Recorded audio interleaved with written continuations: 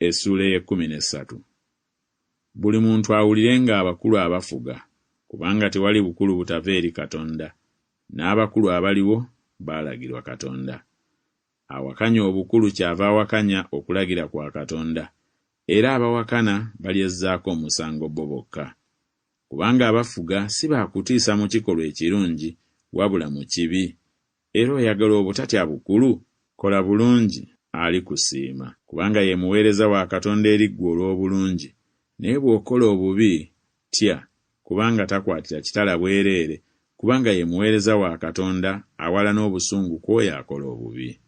Kyekivudde kibagwanira okuwulira, si lwa busungu bwokka, naye era ku lw'omwoyo gwammwe.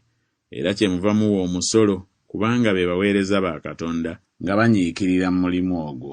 Musasulenga bonna amabanja gaabwe, ab'omusolo, ab'empooza, ab'okutiibwa, kutya, ab'ekitiibwa, kitiibwa.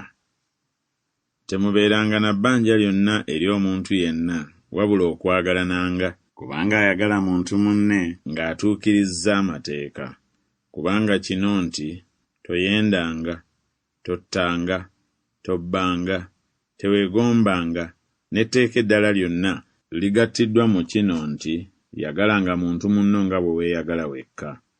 Okwagala tekukola bubi muntu munne, okwagala kyekuva kutuukiriza amateeka. Era mukolenga bwe mutyo, kubanga mumanyi ebiro ng'obudde butuuse kaakano mu okuzuukuka mu tulo, kubanga kaakano obulokozi bwaffe buli kumpi okusinga bwe twakkiriza. Ekiro kiyise, obudde bunaatera okukya, kale twambule ebikolwa eby'ekizikiza era twambale ebyokulwanyisa eby'omusana.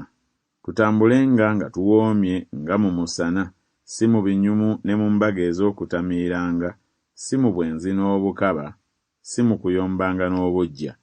Naye mwambale Mukama waffe Yesu Kristo, so temutegekeranga mubiri olw'okwegomba.